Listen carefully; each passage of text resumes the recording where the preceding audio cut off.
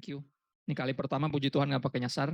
Ya, dan jangan kaget tampang saya emang kayak gini. Saudara lebih mirip teroris daripada pendeta, I know. Ya, dan saya nggak sekolah Alkitab, by the way. Saya ngomong dulu dari awal jadi Anda nggak kaget. Karena bahasa saya biasa banget. Saya nggak sekolah tinggi-tinggi jadi nggak pinter-pinter amat. Ya, saya basically seniman. Saya desainer grafis. Dari awal lulus sampai menjelang apa ya, menjawab panggilan Tuhan untuk jadi hamba Tuhan sepenuh waktu, saya melayani atau bekerja sebagai desainer grafis di Femina Group 6 tahun. Hobinya ngeband, nggak tertarik, nggak mau jadi pendeta, walaupun anak pendeta. Dibesarkan di keluarga pendeta, turunan atasnya pendeta semua.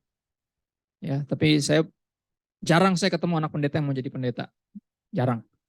Ya, termasuk saya juga nggak mau. Makanya saya lari sejauh yang saya bisa, tapi sampai hari ini saya belum pernah ketemu orang yang berhasil lari dari Tuhan. Belum ada yang pernah berhasil. Kenapa? Karena Tuhan ada di mana aja. Kita mau lari kemana kan gitu. Ya, dan 2015 aku mulai menjawab panggilan Tuhan untuk melayani sepenuh waktu di satu gereja GBI kecil yang namanya New Wine International Church, digembalakan oleh sepasang hamba Tuhan yang saya idolakan sejak saya kecil, namanya Robert sama Lea Sutanto. Ya, lebih dalam lagi itu. Dari kecil saya dengar lagu-lagu mereka di kaset. Jadi pas di 2014 saya diajak ke rumahnya. Ya, diajak makan pula ya kan. Kalau udah diajak makan udah kapal goyang kapten ya kan, diajak makan soalnya. Ditawarin untuk bantuin mereka, dan saya bilang bantu jadi apa? Dia bilang bantu jadi pendeta bagian pengajaran. Saya bilang saya nggak sekolah. Mana ada pendeta bagian pengajaran tapi dia sendiri nggak sekolah kan gitu. Terus dia bilang ya, saya udah lihat video-video kamu di YouTube dan saya terberkati. Saya yakin kamu walaupun nggak sekolah bukan berarti nggak belajar, ya kan? Karena yang sekolah belum tentu belajar. Ada juga yang cuma sekolah-sekolah doang. Ada sarjana kopas, copy paste, banyak. Ada sarjana yang gelarnya beli malah lebih parah lagi. Ada yang cuma gelarnya doang, habis itu nggak tahu mau ngapain. Ya, adik saya pernah didatengin sama orang leasing, orang leasing. Sebenarnya yang nyicil mobil itu adiknya dari ipar saya. Oke, di hari itu lagi nggak ada adiknya, mobilnya mau diambil karena ya tahu sendiri belum bisa nyetor duit. Ya, akhirnya masuk ke dalam, daripada di luar ya kan, orang-orang Ambon ini dipanggil ke dalam sama sama adik saya, udah masuk dulu deh gitu, daripada di luar nggak enak kan dilihat orang. Pas sampai di dalam, duduklah dia, dilihat foto keluarga. Yang satunya kaget, langsung bilang gini sama yang satunya, pergi yuk, kenapa lu? Terus dia nanya, itu siapa? Papa, papa saya. Ya ampun, itu dosen saya katanya. Papa saya dosen sekolah Alkitab by the way. Jadi orang ini STH, tapi jadi tukang nagih utang ya. Tapi nagih utang karena ada yang utang kan. Nagih utang nggak pernah salah selama nggak pakai kekerasan. Baik-baik aja menurut saya. Ya, penagih utang yang bertobat, nggak bertobat dari jadi penagih hutang, tetap aja nagih hutang, cuman nggak pakai kekerasan. Ya, dan harus ada yang nagih emang. Cuman dia kaget aja. Dan jangan sampai apapun yang kita pelajari dalam hidup ini nggak berguna gitu. Dan apapun bisa dipakai. Sebenarnya saya percaya desain grafis pun bisa dipakai. Saya di sosial media karena saya desainer grafis. Itu emang bidang saya. Ya, jadi yang setiap hari saudara lihat, mungkin follow Instagram saya, itu semua saya buat sendiri. Karena emang saya kuliahnya begituan. Ya, emang itu bidang saya. Dan 2015 saya mulai full time. Dan sejak itu sampai hari ini di gereja kecil yang sama. Gereja kami bukan gereja besar, tapi kami rindu punya dampak yang besar. Dan aku percaya itu yang mestinya kita miliki. Ya, mental itu kita harus belajar percaya bahwa kalau Tuhan udah mengubahkan kita, kita akan dimampukan untuk membawa perubahan. Ya, untuk tujuan itu Anda dan saya diubahkan soalnya. Ya, saya udah menikah dari tahun 2010 sama istri saya Chinese. Anak saya jadi kalau ditanya orang apa, dia sempat bingung karena saya tuh Jambore, Jawa, Ambon, Manado, Rote. Jadi ditambahin Chinese, anak saya bingung kalau ditanya orang apa, saya bilang tergantung yang nanya. Kalau yang nanya orang luar negeri, jawab aja orang Indonesia. Kalau yang jawab orang Indonesia, kalau nanya orang Indonesia, jawab aja orang Kristen. Karena itu yang paling penting, benar. Nggak terlalu penting orang apa, yang penting orang Kristen. Udah, jangan ribet, saya bilang. Ya, ada orang Indonesia nanya, kamu orang apa sih? Kok mukanya unik kan gitu. Orang Kristen, katanya, ketawa dia yang nanya. Tapi itu benar. Ya, apapun Anda, orang apapun, sekali lagi yang penting kita Kristen, yang penting kita ikut Yesus. Karena itu yang nomor satu. Ya, berbicara tentang light for the nation ini satu tema yang berat tapi powerful. Kenapa? Karena saya menghidupi nilai ini, saudara. Saya bukan siapa-siapa. Bukan siapa-siapa, sama sekali bukan siapa-siapa. Ya, tapi somehow Tuhan bisa bawa saya untuk jadi light for the nation. Ini kan postingan saya sampai ke luar negeri. Orang-orang di luar negeri sampai terjemahin khotbah saya ke bahasa mereka. Saya nggak pernah tahu. Saya cuma di sini doang, baca Alkitab, menghidupi firman, dan berbagi apapun yang saya dapat ketika saya baca Alkitab. Tapi itu yang terjadi ketika kita percaya kalau Tuhan yang berfirman, pasti akan jadi. Ya, kita akan baca hari ini. Yesaya 9 ayat 1 itu ayat tema kita, dan saya langsung mentalin ke ayat 5 karena di ayat 1 ini bicara tentang Yesus. Ya, Yesus sebenarnya light for the nation. Tapi ini yang menarik, apa yang kita akan pelajari nanti di depan. Yesaya 9 ayat 1 dikatakan seperti ini, bangsa yang berjalan di dalam kegelapan telah melihat terang yang besar. Mereka yang diam di negeri kekelaman, atasnya terang telah bersinar. Ayat 5 bilang apa? Sebab seorang anak telah lahir untuk kita. Dia nih, terangnya tuh Yesus. Bukan Anda dan saya sebenarnya. Awalnya Yesus dulu. Ya. Sebab seorang anak telah lahir untuk kita, dia lahir untuk kepentingan Anda dan saya. Ya, seorang putra spesifik anak laki-laki telah diberikan sebagai hadiah untuk Anda dan saya, semua kita sebenarnya yang mau terima Yesus. Ya, karena ini hadiah, sistemnya jadi prinsipnya kagak maksa. Kalau nggak mau terima ya udah, ya kan? Ya udah. Ya kalau dikasih bantuan, dikasih sumbangan nggak mau ya udah kan gitu, nggak usah marah, nggak usah tersinggung, ya kan? Sama, Yesus tuh hadiah. Jadi kalau ada yang mau terima, puji Tuhan. Kalau nggak terima, rugi, rugi. Ya, seorang putra telah diberikan untuk kita, lambang pemerintahan ada di atas bahunya. Ya, artinya dia punya otoritas. Kakek saya almarhum tentara, pejuang kemerdekaan, dia punya satu seragam yang ada kotak-kotak warna-warninya di sini. Ya konon kalau jasa Anda makin banyak, kotaknya makin banyak di sini. Itu lambang pemerintahan tuh bicara otoritas. Ya, ada di atas bahunya, namanya disebut orang. Kenapa? Karena dia nggak perlu ngaku-ngaku. Karena ngaku-ngaku itu gampang. Tapi orang yang akan mengakui siapa dia sebenarnya, orang akan menyadari dalam hidup siapa Yesus. Ya, pertama sebagai penasehat ajaib. Ya, pengenalan berikutnya akan membawa kita menyadari bahwa dia Allah yang perkasa. Ini bukan cuma nasihat, tapi firman Tuhan yang bisa membuat keajaiban dalam hidup kita. Biasanya orang nyari Tuhan atau nyari pertolongan kalau baru nyari penasehat kalau kena batunya udah mentok baru nyari nasihat biasanya. Biasanya pertama Tuhan dicari sebagai ini, sebagai cari nasihat. Saya diputusin pacarnya, ada ayat nggak buat saya? Kan gitu. Nyari-nyari nasihat di Alkitab. Tapi akhirnya apa, ketika nasihat ini kita dengarkan dan kita taati, ternyata keajaiban terjadi dalam hidup kita. Akhirnya kita mulai menyadari ini bukan cuma nasihat nih. Jangan-jangan ini firman Tuhan, karena cuma Tuhan yang bisa bikin keajaiban. Akhirnya apa, kita mulai mengenal dia sebagai Allah yang perkasa. Di fase ini kita mulai beragama. Ya, motonya sederhana, lu jangan macam-macam sama Tuhan. Ya, karena dia Allah yang perkasa. Jangan macam-macam sama dia. Artinya nggak ada yang bisa ngelawan dia. Ya di sini dipenuhi rasa takut, ya tapi harus beralih maju. Pengenalan berikutnya membawa kita menyadari bahwa dia bukan cuma Tuhan dan kita umatnya, tapi dia Bapa dan kita anak-anaknya. Bapak yang kekal. Saya suka fase ini, kenapa? Karena ini fase paling romantis sejujurnya. Bapak yang kekal bicara gini, selamanya dia Papa kita dan selamanya kita anaknya. Makanya kapanpun kita pulang, selama belum kiamat, dalam tanda kutip, selama Yesus belum datang lagi, kita pasti diterima. Karena kita masih anaknya. Kisah anak yang hilang, bener gak? Mau sehancur apapun, sebegajulan apapun, sekurang ajar apapun, selama masih ada kesempatan dia pulang pasti disambut. Ya, selamanya dia Bapak kita, selamanya kita anaknya. Dan banyak orang terjebak di fase ini karena romantis banget. Fase yang saya sebut relationship di atas religion. Tapi ada satu fase lagi yang harus kita sadari. Makanya Natal harus berakhir di ujungnya. Bukan cuma di awalnya, anak bayi lahir di kandang yang hina. Kan gitu, hati kita digambarin seperti itu. Tapi dia harus bertumbuh over time. Ya. Waktu demi waktu, Natal demi Natal, dia harus bertumbuh jadi raja yang bertahta di hati kita. Bukan cuma bayi yang lahir di kandang hati kita. Karena hati kita bukan kandang, sebenarnya tahta. Cuma karena isinya dosa sama nafsu, jadinya jadi kayak kandang. Tapi kan lama-lama dia bersihin kita. Harusnya ada pengenalan yang bertambah. Ya, dan dialah terang itu sebenarnya, saudara. Kita maju sedikit di Yohanes 1, ayat 1-5, berbicara masih tentang Yesus. Yohanes 1 ayat 1-5. Saya berharap di handphonenya ada Alkitab. Kalau nggak ada bisa diinstal, saudara. Kalau nggak mau bisa dibuang. Karena apapun yang nggak ada Alkitabnya bisa bawa kita ke neraka. Dimulai dari handphonemu sampai hubungan pacaranmu. Oke, kalau dia nggak peduli sama Tuhan, mending cari yang lain. Ya, cari yang lain. Jangan mau diajakin ke neraka, saudara. Neraka diciptain bukan buat manusia. Diciptain buat iblis dan para pengikutnya. Kalau dia nggak mau ikut Tuhan, berarti dia ikut setan. Jangan mau diajakin ke neraka sama dia, oke? Biar dia sendiri aja, kita cari yang lain. Ya. Yohanes 1:1-5 bilang gini, pada mulanya adalah firman. Firman itu bersama-sama dengan Allah dan firman itu adalah Allah. Ia pada mulanya bersama-sama dengan Allah. Segala sesuatu dijadikan oleh dia. Dan tanpa dia tidak ada suatu apapun yang telah jadi dari segala yang telah dijadikan. Ayat 4 dan 5 fokus kita. Dalam dia ada hidup dan hidup itu adalah terang manusia.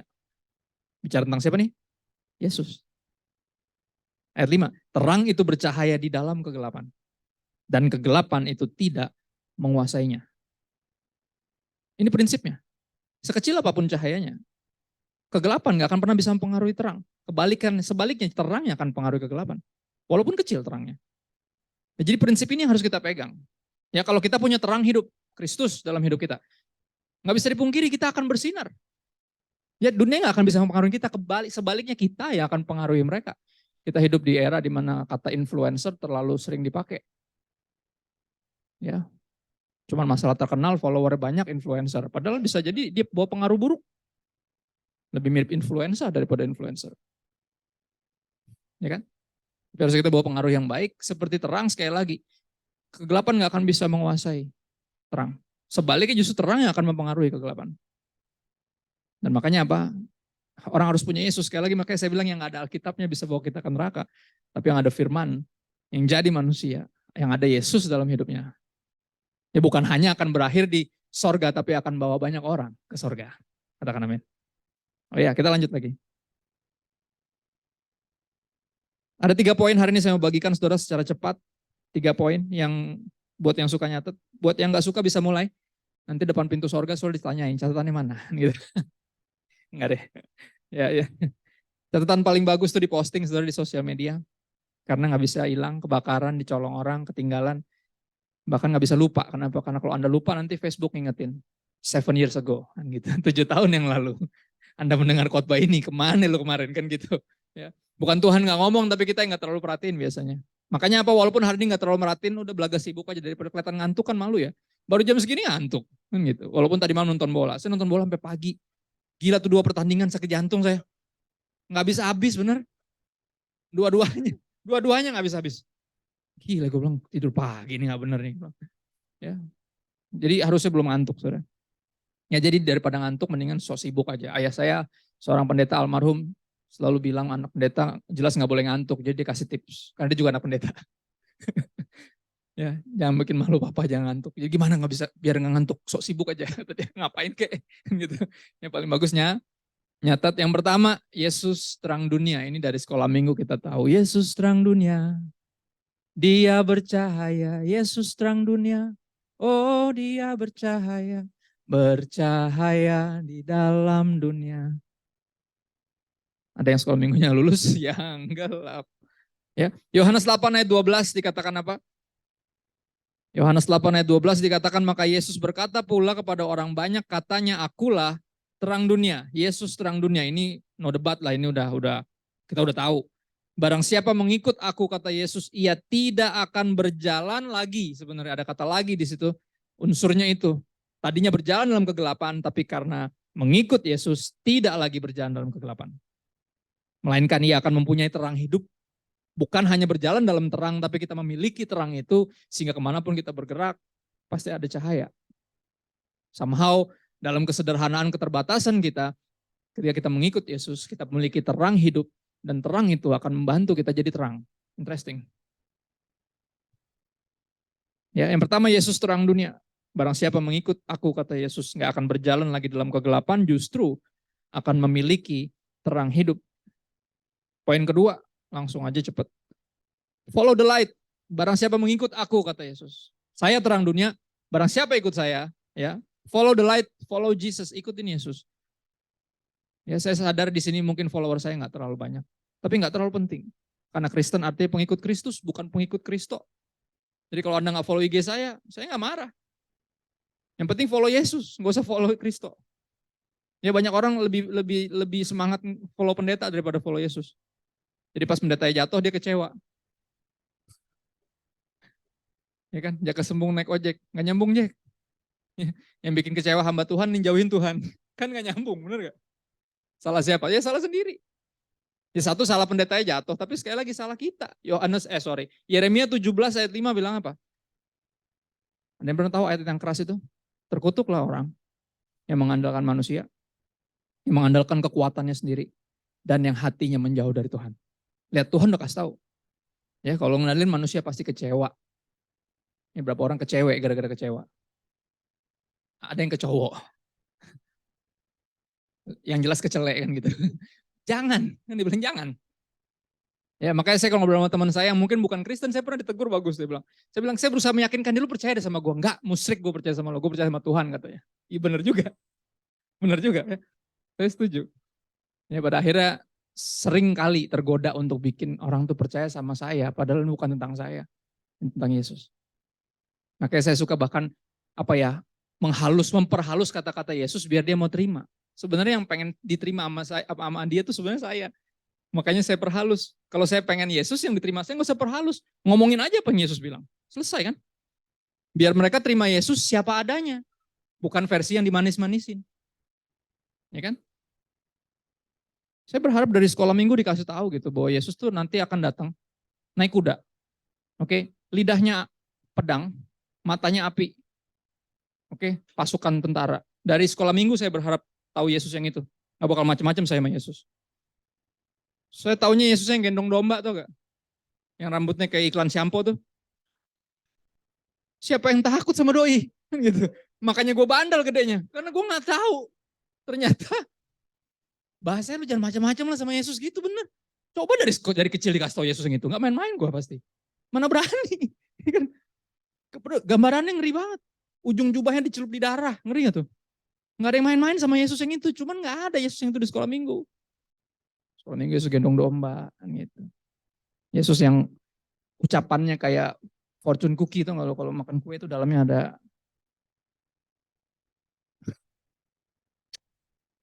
Jangan dong, jangan usah disensor Yesus tuh. Ya, apa yang dia bilang udah langsung kasih tahu aja. Yohanes 12 ayat 35 sampai 36 Yesus bilang gini. Kata Yesus kepada mereka, hanya sedikit waktu lagi terang ada di antara kamu. Selama terang itu ada padamu, percayalah kepadanya supaya kegelapan jangan menguasai kamu. Jadi iman kepada Yesus sangat penting. Ya, di tengah dunia yang gelap dan berusaha menguasai kita. Kalau Anda perhatiin, dunia ini berusaha menguasai kita. Ya contoh sekarang LGBT udah bukan sesuatu yang disarankan, sesuatu yang dipromosikan, tapi sesuatu yang dipaksakan kalau saudara paksa. Perhatiin. Anehnya mereka yang bilang kita intoleran, nggak kebalik. Bukan situ yang intoleran. Kita nggak setuju, lu harus paksain kita harus setuju. Ya kan? Toleransi yang dipaksakan adalah intoleransi. Ya dong? Terus kenapa jadi kita yang nggak toleran? Situ yang nggak toleran. Sampai film anak-anak kecil aja disisipin. Paksain semuanya. Lihat dunia lagi berusaha, si kegelapan berusaha menguasai kita, tapi apa kata Yesus apa? Percayalah kepadaku supaya kegelapan jangan menguasai kamu. 36, barang siapa berjalan dalam kegelapan, ia nggak tahu kemananya pergi. Percayalah kepada terang itu. Lihat, ini saya pas baca ayat ini keinget apa yang Yesus bilang sama ahli Taurat dan Farisi, orang-orang yang super beragama. Ya dia bilang apa? Yesus bilang gini, lu tuh kayak orang buta, nuntun orang buta. Dua-duanya masuk ke dalam lubang. Gile, dia ngomong sama orang-orang yang beragama.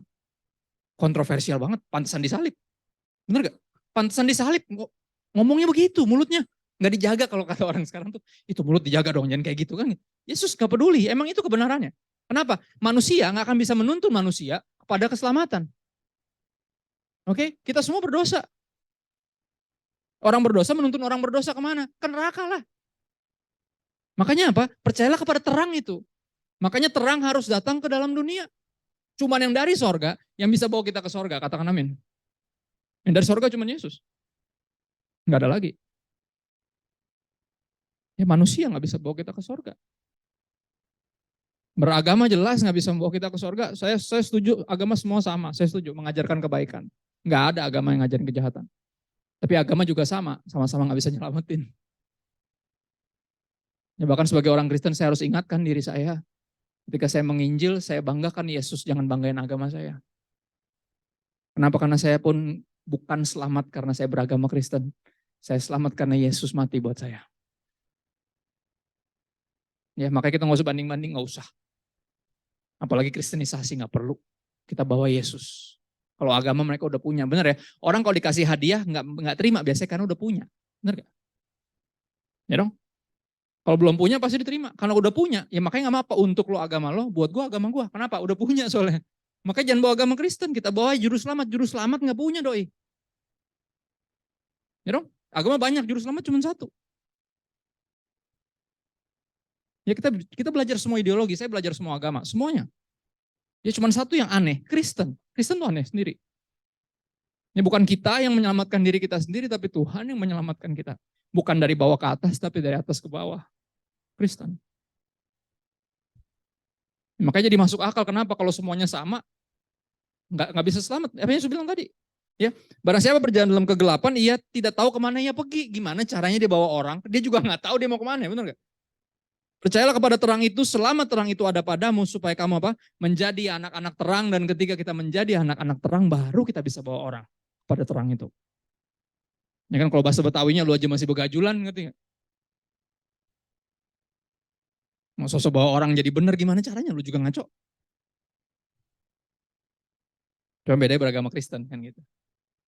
Keselamatan lu tuh masih mudah-mudahan. Gue dong pasti. Sama-sama ngeganja ya enggak. Ketawa-ketawa kagak jelas ya kan. Mana ada yang mau denger. Lu juga sama aja sama gue kata dia. Ngomong apa lu bener gak? Itu yang terjadi. Cuman Kristen doang. Cuman lebih tahu. Saudara lebih tahu gak menyelamatkan. Ya kita harus taat.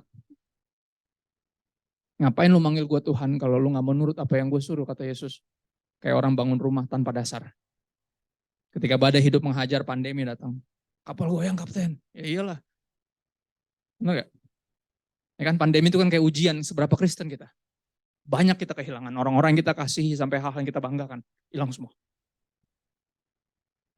Dan baru kita menyadari ternyata selama ini pengharapan saya di hal-hal yang sementara. Maka pas diambil panik. Panik gak? Panik lah masa kagak. Bener kagak bisa ngapa-ngapain. Semuanya tutup. Semuanya bangkrut. Panik gak? Panik lah.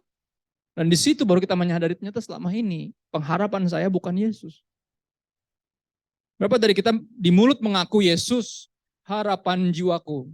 Tapi pas lagi bokeh, beda cerita. Berapa orang hanya bisa bersyukur ketika dia punya duit. Berarti sumber sukacitanya bukan Tuhan tapi duit. Ya dong, kalau sumber sukacitanya Tuhan lagi bokeh juga bisa bersyukur, bener gak? Ya dong, kadang aku suka kayak gitu. Kita berpikir kita Yesus segalanya buat kita sampai akhirnya yang segalanya diambil.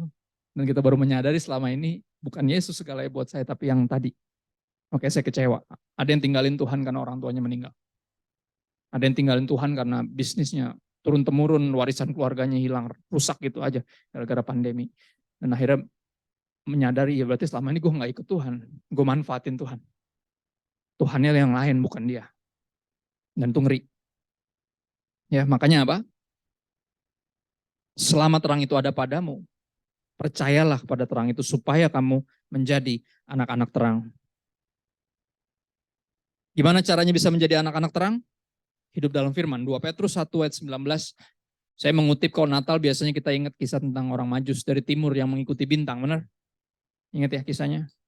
Dan 2 Petrus 1 ayat 19 saya yakin Petrus berusaha mengingatkan kita akan kisah itu. Dia bilang gini, dengan demikian kami makin diteguhkan oleh firman yang telah disampaikan oleh para nabi. Alangkah baiknya kalau kamu memperhatikan firman yang disampaikan para nabi. Baca yang benar, jangan cuma asal-asalan, asal kelar kejadian sampai wahyu, enggak. Baca sungguh-sungguh, perhatikan sungguh-sungguh. Sama seperti memperhatikan pelita yang bercahaya di tempat yang gelap, dunia ini gelap. Kalau kita nggak hidup dalam firman, kita ikutan gelap. Sama nyasarnya. Maka kita perlu hidup dalam firman, perhatikan sungguh-sungguh. Ya, bukan cuma nyanyi tapi lakukan, ya kan cuma nyanyi firman-Mu pakai vibra. Kita bagikan. Memang lebih rohani kalau pakai vibra. Enggak, beneran dihidupi. Menyadari bahwa manusia nggak hidup dari roti saja, tapi dari setiap firman yang keluar dari mulut Tuhan. Ya perlakukan firman seperti itu. Baca Alkitab bukan dipaksain, tapi disadari bahwa kita perlu firman Tuhan. Kalau saya nggak makan, saya pasti mati. Sama kalau saya nggak baca Alkitab, rohani saya pasti mati. Kalau sadar perlu, nggak usah diwajib-wajibin, nggak perlu. Orang kita ngerasa perlu kok. Contoh deh orang nge-gym deh, awal-awal orang olahraga dipaksain, saudara, bener? Dipaksain, wow. Pertama kali nge-gym kayak mau mati rasanya tuh. Wah nggak bener nih, nggak jadi kan? Mundur. Tapi apa? Ketika kita menyadari kita perlu, udah nggak usah diwajibin, dipaksain sampai ditanyain, gimana? Udah push up belum? Udah lari belum? Udah ngapain? Nggak perlu. Bahkan lagi liburan aja nih ke Bali, bisa-bisa di hotel dia nanya, ada tempat gym nggak di sini? Mau nyiksa diri doi lagi liburan? Enggak, dia udah tahu dia perlu itu. Sama, kalau kita ngerasa kita perlu, sadar kita perlu firman Tuhan, kita pasti baca. Ya, dan perhatikan karena dunia ini gelap dan dia pelita yang bercahaya di tempat gelap itu. Ya. Sampai kapan kita hidup dalam firman, Pak? Sampai fajar menyingsing dan bintang timur terbit bersinar dalam hatimu sampai Yesus jadi raja atas hidupmu. Itu maksudnya. Bintang timur terbit bersinar dalam hatimu. Yesus. Ya selama engkau masih raja atas hidupmu sendiri, baca terus. Jadi akan ada momen di mana kita nggak perlu baca. Nggak ada momen itu. Ya kan? Yesus faktanya Yesus adalah raja di atas segala raja, tapi nggak semua orang menghidupi nilai itu. Dimulai dari kita dulu. Dimulai dari kita dulu. Karena kita masih punya tugas habis itu. Natal dirangkum jadi satu kalimat yang bagus sama C.S. Lewis. Dan Agustinus juga bilang hal yang sama. Natal rangkumannya seperti ini. Anak Allah jadi manusia. Son of God become man. To enable man to become sons of God. Anak Allah jadi manusia untuk memampukan, memungkinkan manusia untuk bisa kembali menjadi anak-anak Allah. Itu Natal. Ini karena Anda dan saya sebenarnya anak-anak Tuhan. Tapi kita krisis identitas. Makanya jadi kayak anak setan kan. Benar gak? Cuma di gereja doang kita diyakini kita anak Tuhan. Pas naik angkot turun, diteriakin sama supir angkot, woi anak setan. Kan gitu. Kenapa? Bayarnya kurang udah kabur. Kan gitu. Lagi bercanda teman-teman juga gitu, ya anak setan. Kan gitu. Semuanya bilang kita anak setan. Cuman pendeta doang yang bilang kita anak Tuhan. Bayangin, seminggu sekali dong lagi dia ngomongnya. Kira-kira yang mana yang lebih berpengaruh kan gitu. Ya dong. Makanya baca kitab jangan cuma seminggu sekali. Kurang. Ya dong. Makan kan tiap hari, nggak ada orang makan seminggu sekali. Sakit. Ya, tiap hari kita harus diyakinkan, diingatkan, saya ini anak Tuhan. Mestinya nggak kayak gini hidup saya. Poin terakhir. Ada sukacita? Soalnya terakhir. Saudara saya perhatiin kebaktian, cuma di kebaktian doang, yang terakhir itu ditunggu, saudara. Atau di sambutan apal pemimpin upacara atau apa. Orasi-orasi demikian. Kalau konser, dari yang sekuler sampai yang rohani, setiap kali ada yang bilang ini lagu terakhir, pasti pada protes. Coba lihat aja. Yang terakhir, no jangan dong, kan gitu. Bahkan udah turunnya di demo, suruh naik lagi, we want more. Konser rohani juga gitu, saya pikir cuman konser sekuler doang. Ya ternyata pas kemarin konser rohani itu yang See the Light, rame banget kan. Ternyata bener pas dibilang lagu terakhir, semuanya teriak gak setuju, cuman kebaktian doang. Yang nungguin yang terakhir itu cuma kebaktian doang. Sama sambutan Pak RT, ya kan. Soalnya dari tadi nganging-nganging, ya kan. Ya Bapak Ibu, nging, kan gitu. Yang terakhir, Yohanes 9 ayat 5. Ini ada beberapa ayat, saudara. Bagian terakhir ini saya beri judul Bangkit dan Bersinarlah. Rise and Shine. Yohanes 9 ayat 5 bilang gini, selama aku di dalam dunia, akulah terang dunia. Siapa yang ngomong? Yesus. Sekarang Yesus di mana? Di sorga. Sama di hati kita. Right? Dia udah gak di dunia ini lagi. Kita yang masih di dunia. Makanya apa? Matius 5 ayat 14 sampai 15. Yesus bilang apa? Kamu terang dunia. Saya taunya Yesus terang dunia dari saya kecil. Tapi pas saya baca Yesus sungguh-sungguh, ternyata Yesus bilang saya terang dunia. Kenapa jadi gue? Bener? Ngerasa terlalu berat bebannya. Kenapa jadi saya terang dunia? Soalnya saya udah di sorga kata Yesus. Lu yang mesti lanjutin. Ya selama saya di dunia, saya terang dunia. Selama saya udah di sorga, kamu terang dunia sekarang. Ya. Kota yang terletak di atas gunung tidak mungkin tersembunyi, tapi bisa bersembunyi, sering bersembunyi. Tempat persembunyian paling nyaman namanya gereja. Makanya pas pandemi, dikeluarin dari zona nyaman. Ya kan? Kebaktiannya di YouTube. Semua orang bisa lihat, ya kan? Kalau ngobrol sama pendeta, nih, ya jadi nggak bisa ngomongin orang lagi deh. Gitu. Kedengeran semua orang bisa lihat. Emang mesti nggak bisa ngomongin orang. Satu-satunya mesti diomongin dari mimbar ini cuma Yesus. Katakan amin. Oh ya, kok bisa-bisanya gospel, gosip pelayanan. Gospel itu Injil, gospel bukan gosip pelayanan. Ada amin. Ya, jadi harusnya kita nggak bikin akun Lambe Turoh ya. Lambe Turah versi rohani.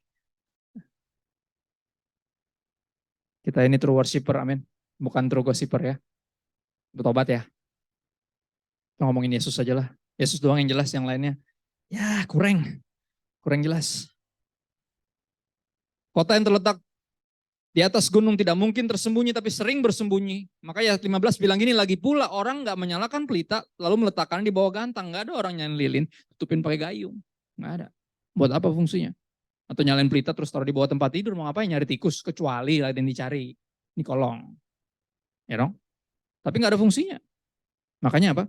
Melainkan apa? Di atas kaki Dian sehingga menerangi semua orang di dalam rumah itu. Ayat tadi yang terakhir, yang di video tadi di ujungnya. Demikianlah hendaknya terangmu bercahaya di depan orang, supaya mereka melihat perbuatanmu yang baik dan memuliakan Bapamu yang di sorga. Terang itu nggak ada gunanya kalau diumpetin. Ya makanya ayat ini bukan ayat perintah untuk jadi terang. Enggak. Bukan jadilah terang. Dia bilang kamulah terang. Kamu adalah. Bukan disuruh jadi, enggak. Kamulah terang. Jadi Yesus lagi kasih tahu siapa diri kita yang sebenarnya. Karena ketika kita sadar siapa diri kita yang sebenarnya, kita mulai menghidupinya, kita bersinar. Saya habisin di Yesaya 60 ayat 1 sampai 3 dan saya tambahin bonus tadi yang saya dapat dari pujian penyembahan. Ya, saya masih karismatik sampai hari ini. Jadi kalau habis bikin catatan khotbah, saya pasti kasih ruang besar untuk Roh Kudus. Karena bagi saya ini bukan tentang saya terdengar hebat khotbah. Catatannya rapi, bukan. Ini tentang dia mau ngomong apa. Bagi Anda yang datang, bahkan ngajak teman kayak tadi.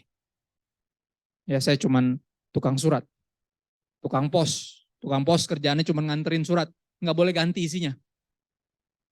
Ya, makanya saya selalu nanya, makanya saya bersyukur, thank you buat tim pujian penyembahan.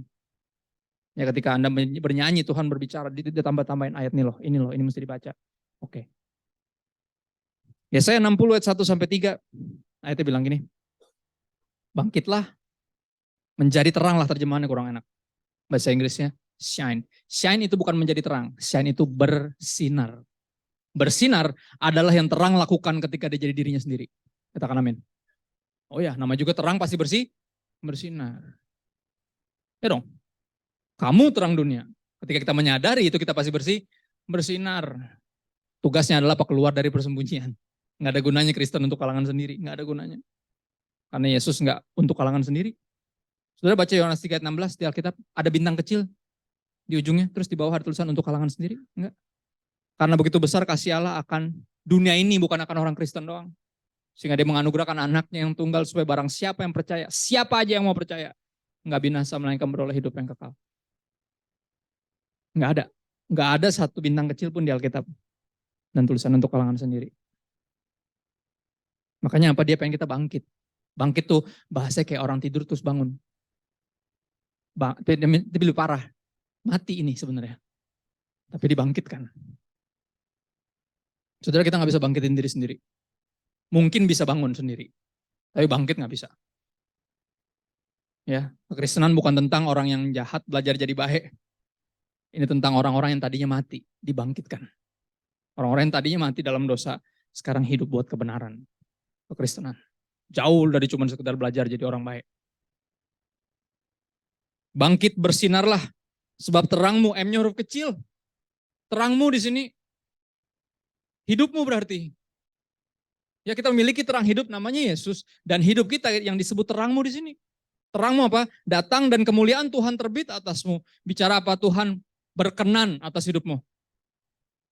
Walaupun kau ngerasa gagal, setengah hidupmu kau habiskan, mungkin narkoba, mungkin free sex, mungkin yang lain-lain. Manfaatkan Tuhan. Ya, jadi pelayan Tuhan yang pencitraan, yang manfaatin pelayanan buat kepentingannya sendiri, mungkin kita ngerasa gagal, tapi sekali lagi, kemuliaan Tuhan terbit atas kita. Saya kalau ingat ayat ini, kebayangnya apa? Yesus keluar dari air pas dia dibaptis. Ingat gak? Terus langit terbuka, Roh Kudus turun dalam bentuk burung merpati, ada suara dari sorga. Inilah anakku yang kukasihi. Kepadanya aku berkenan. Listen to him. Seperti itulah ketika ayat ini dibilang gitu. Kemuliaan Tuhan terbit atasmu. Oke, percaya atau enggak? Sekali lagi, kalau dia Bapa yang kekal, berarti dia masih papamu dan kamu masih anaknya. Dia masih berkenan. Dia masih berkenan sama kamu. Ayat 2. Sebab sesungguhnya kegelapan menutupi bumi. Semua agama sampai ke kesimpulan yang sama. Dunia ini gelap. Tapi yang punya solusi cuma Kristen. Kenapa? Karena solusi kita nggak mungkin berasal dari kita. Saudara, kenapa saya bilang gitu? Kenapa? Manusia itu masalahnya. Nggak mungkin manusia jadi solusinya. Orang kita masalahnya. Benar nggak? Ada orang bilang gini, kalau Tuhan baik, kenapa dia nggak hilangin semua kejahatan? Men, kalau dia hilangin semua kejahatan, kita juga hilang. Benar, semua kita hilang, pendeta juga hilang semua. Semuanya masih berobat jalan. Nggak ada yang udah beres. Kalau udah beres, pulang. Kalau udah beres, dipanggil pulang. Benar, temanku belum 36, namanya Raditya Oloan. Setengah hidupnya bandar. Setengah hidupnya. Dia pelayanan belum BEP, belum break even point, belum balik modal itu belum. Tapi dia pakai sisa hidupnya buat Tuhan. Belum 36, dipanggil Tuhan, bikin gereja isinya anak-anak muda. Saya bilang, Tuhan, ini terlalu cepat baginya. Masih terlalu banyak yang kita mau bikin bareng. Ya, istri baru umur 33, anak tuh 4, yang paling kecil berkebutuhan khusus. Saya marah pas dia meninggal. Jujur, pas papa saya meninggal aja saya nggak marah. Tapi pas dia meninggal, saya bilang terlalu cepat Tuhan. Terlalu cepat. Tapi akhirnya apa, Tuhan ingetin saya, zaman saya masih ngantor dulu. Ya, saya pulang ada 2 pilihannya. Yang pertama, kerjaan udah selesai. Karena saya desainer grafis, nggak ada jamnya. Saya bisa bilang, bos, gue balik dulu ya. Udah kelar belum tuh revisi? Beres. Ya udah besok lagi deh, pulang. Walaupun belum jam pulang. Atau saya pulang ketika emang udah jamnya. Udah waktunya pulang. Tuhan ingetin itu. Kenapa dia pulang? Udah selesai. Tugasnya udah selesai. Lu yang belum selesai, masih gue bangunin sampai hari ini kan gitu. Ya akhirnya kita menyadari. Ya, kalau Tuhan belum panggil, kalau Tuhan masih kasih koma, belum kasih titik, artinya Tuhan belum selesai. Jadi jangan ada yang pernah ngerasa saya cuma remah-remah, semua kita remah-remah. Semua kita remah-remah. Semuanya. Tapi percaya atau enggak, remah-remah yang dari Tuhan bisa kasih makan banyak orang. Anda berdiri di hadapan salah satu remah-remah itu. Bukan siapa-siapa, sekali lagi. Tapi apa, saya baca Alkitab dan saya belajar percaya. Kalau Yesus bilang gini, saya mau percaya. Dia bilang apa? Barang siapa mengikut aku, dia akan melakukan hal-hal yang kulakukan, bahkan yang lebih besar dari itu. Saya pas baca ayat itu, yang bener nih. Gitu. Saya tanya sama papa saya almarhum, karena dosen sekolah Alkitab kan, saya kan nggak sekolah. Ini artinya gimana nih? Beneran kayak gini? Saya bilang. Iya bener, semangat saya. Karena saya ngerasa gagal, hancur hidup saya. Ya, tapi pas saya baca ayat kayak itu, saya semangat. Dan Yesus selalu ngomong seperti itu. Kamu terang dunia. Ya. Ayat 3 bilang apa? Sorry, lanjut. Sesungguhnya kegelapan menutupi bumi, dunia ini gelap, dan kekelaman menutupi bangsa-bangsa. Bangsa-bangsa adalah mereka yang hidup di bumi ini. Tadinya kita semua hidup dalam kegelapan. Orang buta menuntun orang buta. Nggak bisa, dua-duanya masuk lubang pasti. Tapi apa? Terang Tuhan terbit atasmu. Tapi apa? Dia hadir di hidupmu tiba-tiba. Yesus. Oke? Sakius turun. Saya harus makan di rumahmu. Yesus yang ngomong. Yesus hadir di hidupnya. Benar gak? Sakius naik pohon, ada yang tahu kenapa? Yang pasti satu pendek, udah jelas. Nggak kelihatan. Kedua dia naik pohon, biar apa? Dia mau tetap lihat Yesus tapi nggak mau mati, dipukulin sama orang-orang. Makanya dia naik. Dia ini dianggapnya pengkhianat bangsa. Bayangin, orang yang paling dibenci di situ, tapi Yesus malah bilang apa? Turun loh, gue mesti nongkrong di rumah lo, gue mesti numpang. Bayangin, kolom komen menggila, bener gak? Rame langsung semua. Viral tuh pasti. Wah parah Yesus, parah. Orang kayak gini diajak makan, parah. Pasti kolom komen rame langsung pasti. Ya dong? Tapi Yesus gak peduli kolom komen. Gak peduli dia. Diajak makan lah tuh, Sakius. Dan saudara mesti ngerti, dia gak tercatat khotbah, gak tercatat ngapa-ngapain. Cuman makan, itu pun yang bayarin yang punya rumah. Dia numpang makan, bayangin. Bukan bayarin orang loh, apalagi kalau bayarin orang, bener gak? Numpang makan aja bisa segitu powerfulnya. Dia bilang apa? Semua yang saya pernah ambil, saya rampas, saya balikin. Saya kasih orang miskin. Terus Yesus bilang apa? Tuh kan, bener kan? Ternyata apa? Anak ini juga anak Abraham nih. Ternyata orang ini juga nih. Ya justru buat orang-orang kayak gini gue tinggalin surga, kata Yesus. Ya, tetapi apa, terang Tuhan terbit atasmu dan kemuliaannya jadi nyata atasmu. Saudara, kalau Anda masih bertahan melalui semua yang udah Anda lalui sampai hari ini, ya itu semua apa, menceritakan apa? Kemuliaan Tuhan. Kemuliaan Tuhan. Nggak ada yang mustahil buat Yesus. Orang kayak gini aja nih, bisa jadi kayak sekarang. Dan lebih jauh lagi, lebih powerful lagi. Saudara, salah satu sahabat saya, dua sahabat saya struggle-nya sama narkoba. Radit udah almarhum, satu lagi Yeri. Soalnya lihat Yeri, karena jadi orang hebat. Dari dulu ngapain? Cuma bersaksi. Sama berjuang buat orang-orang yang ketangkep. Dia berjuang buat mereka. Apapun kata orang, dia gak peduli. Kenapa? Karena dia diambil, dia bilang, gue diambil dari tong sampah sama Tuhan Yesus, dia bilang. Sama. Terus terus ngobrol sama semua pendeta, semuanya sama, diambil dari tong sampah semua. Dan jangan pernah lupa itu. Ya, sehingga kita bisa menghargai orang seperti Tuhan menghargai orang. Ngelihat yang Tuhan lihat dalam dirinya. Bukan lihat apa kata dunia. Menurut dunia ini madesu, masa depan suram. Tapi itu kata dunia, kata Tuhan lain lagi. Coba lihat apa kata Tuhan di ayat 3. Bangsa-bangsa berduyun-duyun datang kepada terangmu. Saudara, kita hidup di era sosial media. Oke. Salah satu pertanyaan yang saya nggak bisa jawab sampai hari ini adalah ketika orang nanya gimana follower lo bisa segitu banyak, jawaban gue nggak tahu. Karena gue nggak pernah ngitungin juga. Nggak serajin itu gue. Dan bukan tentang itu juga. Fokus gue adalah apa? Gue ikut Yesus. Terang hidup itu. Kenapa? Karena gue tahu gue udah terlalu banyak merusak anak orang. Ya saya kalau nggak diselamatin Tuhan, jadi provokator. Itu saya. Nggak jadi proklamator. Provokator, bener. Dari dulu ketua geng, pasti. Saya paling sering diomelin, atau kalau nggak enak ngomelin karena anak pendeta dinasehatin. Ya, Isto, ayolah, anak saya tuh ngefans banget sama kamu. Gitu. Terus sebenarnya mau ngomel cuman nggak enak, karena gue anak gembala, ya kan. Takut dosa ngomelin saya. Gitu. Itu yang terjadi. Tapi puji Tuhan, apa Tuhan ubah saya. Sehingga hal yang sama, pengaruh yang sama saya yang dulu miliki, ngajakin orang pada begajulan, pengaruh yang sama yang saya pakai untuk ngajak orang ikut Yesus. Sama persis. Bangsa-bangsa berduyun-duyun datang kepada terangmu. Ini yang saya lakukan sederhana. Terang hidup itu saya ikutin Yesus. Yesus terang dunia. Saya follow Yesus. Ya, dan saya miliki terang hidup. Saya ikut Yesus seketat mungkin. Semua yang saya baca, saya bagiin ke orang lain. Oke. Termasuk lewat postingan saya. Itu semua yang saya baca tiap hari. Quotes itu pertama buat saya. Bukan buat orang lain. Sesederhana itu aja. Ya, ini yang saya kaget ketika saya nengok ke belakang. Banyak yang ikut. Saya berduyun-duyun ngikutin saya. 200.000 hampir hari ini. Semuanya orang, gak ada pembesar harga diri sama peninggi. Gak ada. Orang semua tuh. Saya juga bingung kenapa pada follow saya. Ternyata jawabannya sederhana. Karena mereka perlu Yesus ternyata. Itu alasannya. Tapi banyak yang menyangkali. Makanya apa, ngikutinnya pendeta. Ngikutinnya orang yang postingannya bagus. Dia menyangkali dia sebenarnya perlu Yesus. Sebenarnya bisa langsung ikut Yesus. Tapi ini lebih jauh lagi. Coba lihat ayatnya bilang apa. Dan raja-raja kepada cahaya yang terbit bagimu. Saudara, saya ada di masa hidup di mana semuanya bikin saya kebingungan. Oke, datang ke satu daerah yang belum pernah saya datang, disambut udah kayak saudaranya bupati, tau gak?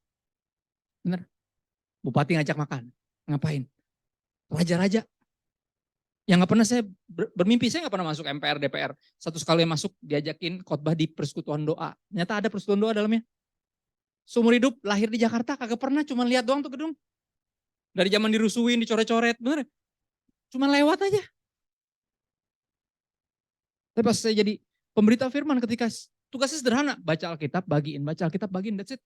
Bukan sesuatu yang mewah, bukan sesuatu yang fantastis, sesuatu yang kayaknya membosankan buat beberapa Anda. Tapi percayalah, itu caranya. Itu caranya Tuhan mau kita hidup. Membagikan apa yang dia berikan kepada kita. Makanya saya tutup dengan ini ayat yang saya dapat tadi pas lagi nyanyi. 1 Petrus 2 ayat 9 sampai 10 sama 16. Ini terakhir banget. Oke, boleh digelapin biar lebih romantis. Boleh mainkan lagu sedih musisinya biar saya terdengar lebih rohani. 1 Petrus 2 ayat 9 sampai 10 dan 16 dia bilang gini. Kamulah bangsa yang terpilih. Saya ulang, kamulah. Saudara belajar baca Alkitab sambil percaya, walaupun susah untuk dipercaya. Saya, mana mungkin. Saya pas baca itu kayak gitu, nggak mungkin saya, mungkin orang lain. Siapa saya? Apa lebihnya saya dari yang lain? Tapi ini buat saya, buat Anda yang baca ini. Kamulah bangsa yang terpilih, imamat yang rajani, bangsa yang kudus, Yesus good, umat kepunyaan Allah sendiri, miliknya. Makanya apa? Ditebus. Kenapa? Soalnya miliknya. Sudah pada nonton film-film yang anaknya diculik, terus bapaknya nyelamatin. Jadi bapaknya jadi segitu berani, segitu. Bahkan kita nontonnya udah kayak gila nih, jago banget nih orang. Kenapa? Sederhana, dia cuma mau ngambil miliknya. Dan itu yang terjadi. Umat kepunyaan Allah sendiri artinya punyanya Tuhan. Perhatiin, ini tujuannya. Supaya kamu memberitakan perbuatan-perbuatan yang besar dari Dia. Itu tujuan kita. Ya, siapa Dia? Dia yang telah memanggil kamu keluar dari kegelapan kepada terangnya yang ajaib. Lihat. Semua kita dari tong sampah. Semua kita dari kegelapan tapi diambil. Dikeluarin. Dibawa kepada terangnya yang ajaib. Tujuannya apa? Untuk memberitakan, sekali lagi. Bukan cuma nanti mati masuk sorga, tapi sekarang hidup bagi kerajaan sorga. Dan jangan bilang gimana caranya. You know exactly what to do. Baca Alkitab. Live it out. Hidup itu. Bersaksi. Ceritain. Seberapa parahnya dulu lu jangki. Gimana caranya sekarang udah bisa sober. 2 minggu sober itu udah prestasi. Ya, jangan direndahin. Anda nggak tahu seberapa jauh dia udah bergerak. Seberapa progresif dia. Kemajuannya. Dimulai dari sana. Semua dimulai dari situ. Sampai sekarang bisa berdiri di depan menteri. Bayangin, saya bukan membanggakan manusia, tapi sahabat saya lihat pergerakan hidupnya. Dahsyat. Ya, dia bisa bantuin, apa ya, somehow di Cilegon bisa ada gereja. Nggak pernah mimpi. Yang orang yang kemana-mana cuma kesaksian sama ngebelain orang yang terikat kasus, dibelain sama dia.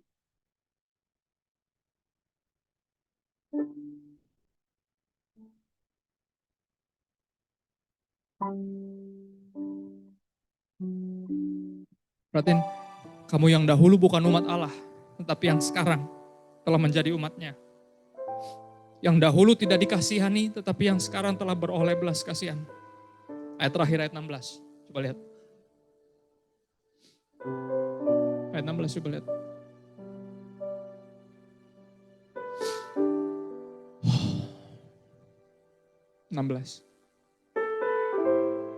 Mundur 2. Ya, coba lihat. Hiduplah sebagai orang merdeka. Artinya nggak terikat apapun. Dan bukan seperti mereka yang menyalahgunakan kemerdekaan itu untuk menyelubungi kejahatan-kejahatan mereka.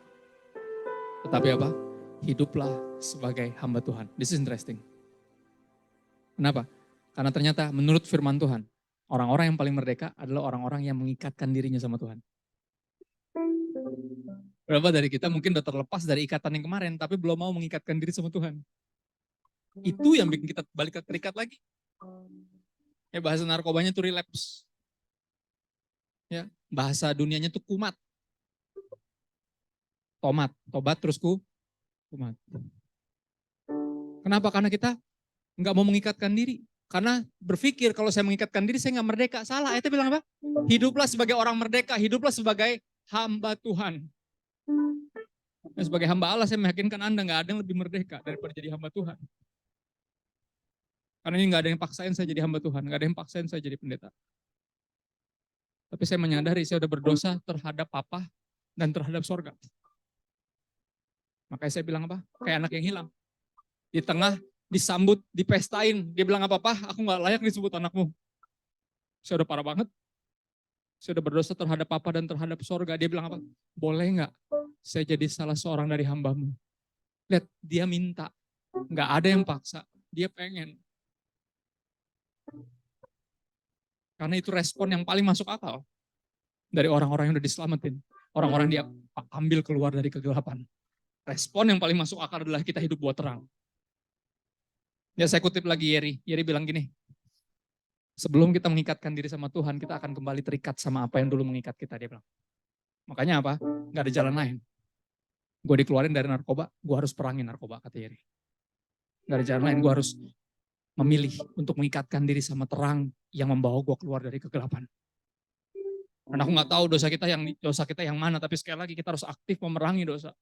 Dan lebih jauh lagi kita ceritain kesaksian kita pada orang-orang yang juga terikat hal yang sama kita. Dan bilang, kalau Tuhan bisa lepasin gue, Tuhan pasti bisa lepasin lo.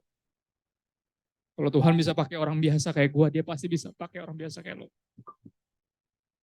Orang sering bertanya, kenapa sih Pak Pendeta nggak masuk sekolah Alkitab sampai hari ini? Alasan idealis saya cuma satu.